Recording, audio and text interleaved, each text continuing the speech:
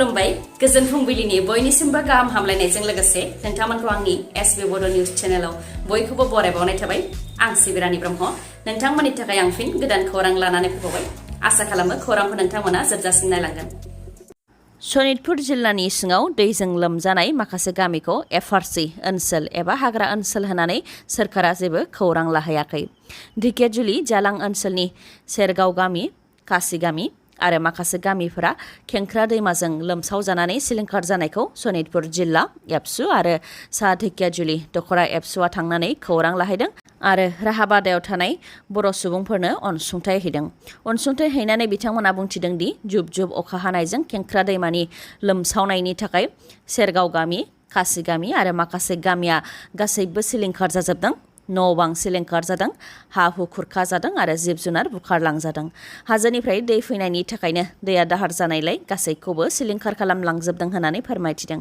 बेनिखायनो खैफोदाव गोग्लैनाय रायजो राजा बिथांमोननो जेसेबां हायो एसेबां जाग्रा लोंग्रा आदार होनानै मदद होदों, नाथाय बियो थोजासे नङा होननानै फोरमायथियो बिथांमोनहा। बेनि अनगायैबो बे ओनसोला एफआरसि ओनसोल एबा हाग्रा ओनसोल होनानै सोरखारनिफ्राय मदद मोनाखै होननानै बुंथियो एबसुनिफ्राय आरो बे ओनसोलाव खौरां लाफैनो थाखाय बे ओनसोलनिनो एमएलए जाय बिथाङा मन्थ्रिनि बिबान मोनदों अशोक सिंहाल बिथांखौबो खावलायगोन होननानै फोरमायथियो। दैजों सिलिंखार खालामजानायनि उनाव राहाबादायाव थानाय बर' फिसाफ्रा दुखु फोरमायथिदों दि दुलाराय बर' फरायसा आफादा मदद होफैनायनि सिगां बिथांमोनखौ रावबो मदद होफैयाखैमोन। सोरखाराबो बिथांमोनखौ खौरां लाफैयाखै। दैबाना जानायनि थाखाय न' बां हा हु जिब जुनार सिलिंखार जाजोब्बाय आरो हरनि समाव सिगिसिखौनो जोमनानै थानो गोनां जादों होननानै दुखु फोरमायथियो बिथांमोनहा। भारतनि प्रेसिडेन्टनि थाखाय बिसायख'थिया 8 जुलाइआव जागोन। बिजेपिजों दैदेनजानाय एनडिएआ द्रौपदी मुर्मुखौ बिजाथि महरै फोसावबाय। द्रौपदी मुर्मुआ उड़िसानि ट्राइबेल दैदेनगिरि आरो झारखन्डनि बारग' गवर्नर। मिरु बिजेपिनि आफादगिरि जेपि नाड्डा बिथाङानो द्रौपदी मुर्मुखौ प्रेसिडेन्टनि बिजाथि महरै फोसावदों आरो बिथांजोआ प्रेसिडेन्ट महरै देरहासारनो हायोब्ला बिथाङानो गिबिसिन ट्राइबेल आइजो जाय भारतनि प्रेसिडेन्ट जागोन होननानै जेपि नाड्डा बिथाङा फोसावदों। द्रौपदी मुर्मुखौ प्रेसिडेन्टनि बिजाथि महरै फोसावनायखौ लानानै प्राइम मिनिस्टार नरेन्द्र मदि बिथाङाबो टुइट खालामनानै फोरमायथिदों दि द्रौपदी मुर्मुआ समाजखौ सिबिनाय आरो नासयजानाय आरो गोरिब सुबुंफोरखौ गोजौ फारसे लाबोनायाव गावनि जिउखौ बाउसोमदों। लोगोसे बिथांजोआ भारतनि सासे मोजां प्रेसिडेन्ट जागोनखौ मिजिंथियो होननानै बुंथियो प्राइम मिनिस्टार नरेन्द्र मदिआ। बेराफारसेथिं बेरेखा दोलोनिफ्राय बारग' इउनियन मिनिस्टार यशवन्त सिन्हाखौ बिजाथि महरै फोसावबाय। मख'नो गोनांदि भारतनि प्रेसिडेन्टनि बिजाथिनि थाखाय नमिनेसन होनायनि जोबथा अक्ट'आ 29 जुन। भट होनाया 8 जुलाइआव जागोन आरो काउन्टिं एबा भट साननाया 21 जुलाइआव जागोन। दुलाराय आसाम ट्राइबेल संघ सिसिट'आ आरो ट्राइबेल इउथ जथायै कामरुप मेट्र' जिल्लायाव सोमावसारदों। कामरुप मेट्र'नि सनापुर रेभिनिउ सार्कोल मावख'खौ बेंख'नानै सार्कोल अफिसारनि गेजेरजों ट्राइबेलफोरनि जेंनाखौ लानानै गिबि मन्थ्रिनो गोसोखां बिलाइ गथायदों बिथांमोनहा। आखायाव प्लेकार्ड लानानै सोमावसारनाय रोजा रोजा बर' सुबुंफोरजों लोगोसे गोबां ट्राइबेल सुबुंफोरा फोरमायथिनाय बायदिब्ला ट्राइबेलफोरनि जेंनाखौ लानानै आसामनि गिबि मन्थ्रि डक्टर हेमन्त बिश्व शर्माजों सावरायनाया जाखाबायमोन आरो जेंनाखौ सुस्रांनानै होनो थाखाय डक्टर हेमन्त बिश्व शर्मा बिथाङाबो खोथा होदोंमोन। नाथाय दिनैसिमबो जेंनाखौ सुस्रांनानै होआखै, उल्थायै ट्राइबेलफोरखौसो गुबुन गुबुन जायगाफोराव होस्रांदों। बेनिखायनो आसाम सोरखारखौ नारसिननो थाखाय बे सोमावसारनाय हाबाफारिखौ लादों होननानै फोरमायथिदों। बेनि अनगायैबो डक्टर हेमन्त बिश्व शर्माया जि खोथा होदोंमोन बे खोथाखौ सुफुंनायनि दा सम जाबाय आरो ट्राइबेलफोरखौ थांखिनानै होस्रांनायखौ बन्द' खालामनांगौ होननानै दाबि खालामो बिथांमोनहा। मख'नो गोनांदि दुलाराय आसाम ट्राइबेल संघ सिसिटिअए आरो ट्राइबेल इउथआ आसामनि गिबि मन्थ्रिनिसिम मोनथाम दाबिखौ लानानै गोसोखां बिलाइ गथायदों। मोनथाम दाबिफोरा जाहैबाय ट्राइबेल बेल्ट एन्ड ब्लकआव आयेन बेरेखायै थानाय सुबुंफोरखौ होखारनांगौ, ट्राइबेल बेल्ट एन्ड ब्लकआव आयेन बेरेखायै इन्डास्ट्रि बानायनायखौ होस्रांनांगौ एबा सिफायनांगौ आरो ट्राइबेलफोरनो हाखौ गथायफिननांगौ।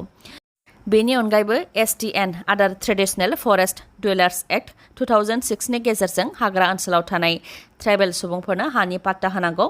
लोगोसे प्रदुत बराया गुवाहाटी हाइकर्टआव जि पिआइएल फाइल होदोंमोन आरो बे पिआइएलनि सायाव गुवाहाटी हाइकर्टआ जि भार्डिक्ट होदों बेनि सायाव बिथा खालामनानै ट्राइबेल बेल्ट एन्ड ब्लक ओनसोलाव आयेन बेरेखायै थानाय सुबुंफोरखौ होखारनांगौनि थाखाय गोसोखां बिलाइ गथायदों होननानै फोरमायथियो बिथांमोनहा। 32 बोसोर बैसोनि सासे हिन्दु आइजोनि उदै सिङाव गोरलै गथ'नि खर'खौ हास'नानै गारबोनाय जाथाया ओनसोलाव सोमोनांहोदों। बे जाथाया पाकिस्तानाव जादों।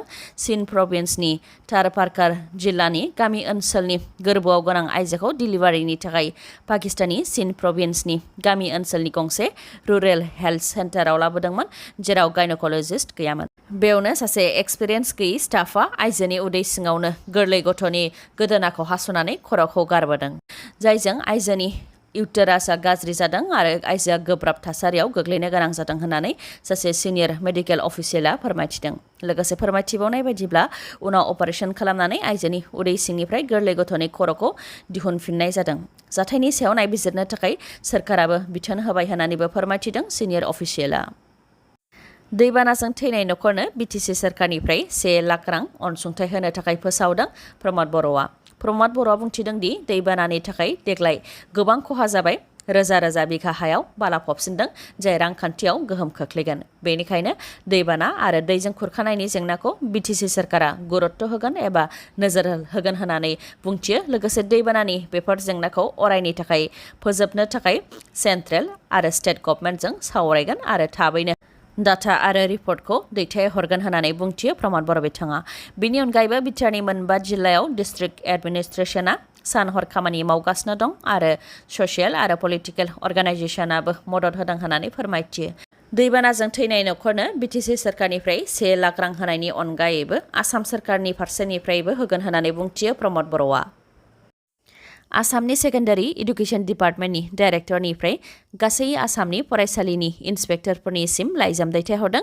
लाइजामनि गेजेरजों सेकेन्डारि इडुकेसननि फोरोंगिरिफोर आरो फोरोंगिरि नङै स्टाफफोर, जायफोरा LIC एजेन्ट आरो खौरां बिजोंफोराव निउज रिपर्टार महरै खामानि मावगासिनो दं, बिथांमोननि लिस्टखौ 7 साननि गेजेरावनो दैथायहरनो थाखाय बिथोन हरदों। लाइजामनि गेजेरजों फोरमायथिबावदों दि सेकेन्डारि स्कुलनि 11 फोरोंगिरिफोरा LIC रङिया ब्रान्चनि सिङाव एजेन्ट महरै खामानि मावनायनि खौरांखौ मोनदों आरो बिसोरनि हेंथा दाराहाबो लानाय जाबाय, मानोना बिथांमोना आसाम सार्भिसेस कन्डाक्ट रुल्स 1965 नि रुल नम्बर 12 खौ सिफायदों। बेनिखायनो बिथांमोननि अनगायैबो सेकेन्डारि स्कुलनि जाय फोरोंगिरि आरो फोरोंगिरि नङै स्टाफफोरा निउज रिपर्टार आरो LIC एजेन्टनि खामानि मावगासिनो दं, बिथांमोननि लिस्टखौ दैथायहरनो थाखाय बिथोन हरदों। 11 सान गोमानानै थानायनि उनाव गरेस्वरनि एट फास्टफुड हटेलनि बिगोमा तानेश्वर बर'नि गोथै देहाखौ मोननो हाबाय। गरेस्वर ककरिपारा गामिनि गासै 7 सुबुंफोरा लावखार ओंखाम जानो थाखाय थांदोंमोन, जेराव गरेस्वर एट फास्टफुड हटेलनि बिगोमा तानेश्वर बर' बिथांजों लोगोसे बिथांनि गलायावनो खामानि मावग्रा 3 आरो गुबुन 3 गासै 7 सुबुंफोरा जयैनो लावखार ओंखाम जानो थाखाय थांदोंमोन। लावखार ओंखाम जाहैनायनि मादाव सासेया फोरमायथिनाय बायदिब्ला बेलासे समाव जाखां लोंखां बिथांमोनहा बरन'दि दैयाव दुगैनो थांखि लादोंमोन आरो बे दैखौनो बारस'नायनिबो बादिनांदोंमोन। गिबियाव 3 लोगोफोरा दैखौ खुनुरुखुमै बारस'नो हादोंमोन, बेनिखायनो बिथांमोनहा दैखौ बारस'नो नांला होननानै गुबुनखौ बादा होदोंमोन। नाथाय तानेश्वर बर'आ एमब्रायैनो बरन'दि दैखौ बारस'नो नाजादोंमोन। बेयावनो दैनि दाहारजों बुखारलांजादोंमोन। बिथांखौ दैजों बुखारलांजानायखौ नुनानै रैखा खालामनो लोगोफोरा नाजादोंमोनबाबो रैखा खालामनो हायाखैमोन। उनाव SDRF आरो NDRFनि हानजाया नागिरदोंमोनबाबो बिथांनि गोथै देहाखौ मोननो हायाखैमोन। गोलाव सम 11 सान गोमानानै थानायनि उनाव गरेस्वरनि एट फास्टफुड हटेलनि बिगोमा तानेश्वर बर'नि गोथै देहाखौ दा मोननो हाबाय। गान्धीबारि पुलिस थानानि सिङाव थानाय सिजुगुरि गामिनि गेजेरजों बोहैलांनाय पुथिमारि दैसानि रुगुंनिफ्रायनो मोननो हादों बिथांनि गोथै देहाखौ। दा बिथांनि गोथै देहाखौ पस्टमर्टेमनि थाखाय मसलपुर देहा फाहामसालियाव दैथायहरनाय जाबाय। तामुलपुर नाग्रिजुलिनि खिलाझारनि बर'लिया दैमायाव जिउ खहा जानाय अर्जुन बर'नि गोथै देहाखौ मोननो हाबाय। तामुलपुर जिल्ला साहापुर बाल्टिपार गामिनि 33 बोसोर बैसोनि अर्जुन बर'आ बरलिपार दैमायाव ना सारनो थांनानै गोमानानै दंमोन। बाल्टिपार गामिनि रुंसारि फनि बर'नि फिसाज्ला अर्जुन बर'आ भालुकमारि गामिनि मिजिं दैमारि, सन्जिब मुसाहारि आरो भद्रेश्वर नार्जारि 3 लोगोजों ना सारनो थाखाय थांदोंमोन। नाथाय बरलिया दैमाखौ बारनाय समाव सानस्रिनो रोङैनि थाखाय अर्जुन बर'आ दैयाव गब'दोंमोन। लोगोफ्रा बिथांखौ बासायनो नाजादोंब्लाबो बिथांखौ बासायनो हायाखैमोन आरो SDRF आरो NDRFनि हानजाया बिथांनि गोथै देहाखौ नागिरदोंबाबो मोननो हायाखैमोन। SDRF आरो NDRFनि अनगायैबो बिथांनि गोथै देहाखौ गामिनि गोबां सुबुंफोरानो ना सारग्रा जे लानानै नागिरदोंमोन। दा बिथांनि गोथै देहाखौ मैया मोननो हाबाय। थांनाय साननैसो सिगां चिरां जिल्ला खासिकत्रानि बर'न बसुमतारी बिथांखौ पिस्तल दिन्थिनानै न'आव थानाय सना रुफाखौ लुथिनानै लानानै थांनायजों लोगोसे नोगोद 80,000 रां लांनाय दुथांफोरखौ दासिमबो पुलिसा हमनो हायैखौ लानानै एबसुआ 2 घन्टा धरना होदों। चिरां जिल्ला एबसुनि बानजायनायाव खासिकत्रा एबसुनि मावख'निफ्राय खासिकत्रा बाजारसिम 2 घन्टा हानजा सरनाय आरो खुद्रिनाय हाबाफारि लादों। सांग्रांथि आरो खौसेथिनि थाखायनो बे हानजा सरनाय हाबाफारिखौ लादों होननानै फोरमायथियो। लोगोसे दायनिगिरिखौ थाबैनो हमनानै साजा होनो थाखाय सोरखारनिसिम दाबि दैखांदों होननानैबो फोरमायथियो बिथांमोनहा। लोगोसे चिरां जिल्ला आमटेका मालिबिटा ओनसोलाव डाकाति जानाय, लोगोसे सिलाइ दिन्थिनाय, सिखाव जानाय आरो मानसि बुथारनो नागिरनाय जि जाफ्लेबाय थानाय जाथाय, बेफोरबायदि जाथाया जाहाथे इयुनाव जाबावनो मोना, बेनि थाखायबो पुलिसनिसिम दाबि दैखांदों बिथांमोनहा। मख'नो गोनांदि खासिकत्रानि बर'न बसुमतारीया सासे मुलि गलादार। मोनाबिलि 7-8 रिंगासो समाव जेब्ला बिथाङा न'आव फैयो, बे समाव न'आव हाबनायजोंनो दुथांफोराबो हाबफादोंमोन। बेनि उनाव पिस्तल दिन्थिनानै न'आव थानाय सना रुफाखौ लुथिनायजों लोगोसे मानि बेगाव थानाय नोगोद 80,000 रांखौ लानानै दुथांफोरा थांदोंमोन। फोरमायथिबावनाय बायदिब्ला दुथांफोरा बाइकजों फैदोंमोन। गासै 3मोन। 3नि मादाव 2आ न'आव हाबफादों आरो सासेया लांगोनायावनो थादोंमोन। खर'आव टफि गाननायमोन, बेनिखायनो सिनायनो हायाखै होननानै फोरमायथिदोंमोन बर'न बसुमतारी बिथाङा। लोगोसे दुथांफोरा एसामिस राव रायज्लायदोंमोन होननानैबो फोरमायथिदोंमोन बर'न बसुमतारीया। नाथाय बिसोर दुथांफोरखौ दासिमबो पुलिसा हमनो हायाखै। दिनैनि खौराङा एसेनोसै। खौरांखौ जोबजासिम नायनायनि थाखाय गोजोन्थों। नोंथाङा आंनि चेनेलाव गोदानबा सानफ्रामबो फुंनि समाव खौरां मोननो थाखाय चेनेलखौ साबस्क्राइब खालाम आरो बेल आइकनखौबो क्लिक खालाम। लोगोसे खौरांखौ मोजां मोनदोंबा लाइक, कमेन्ट आरो शेयार खालामनो दाबाव। गोजोन्थों।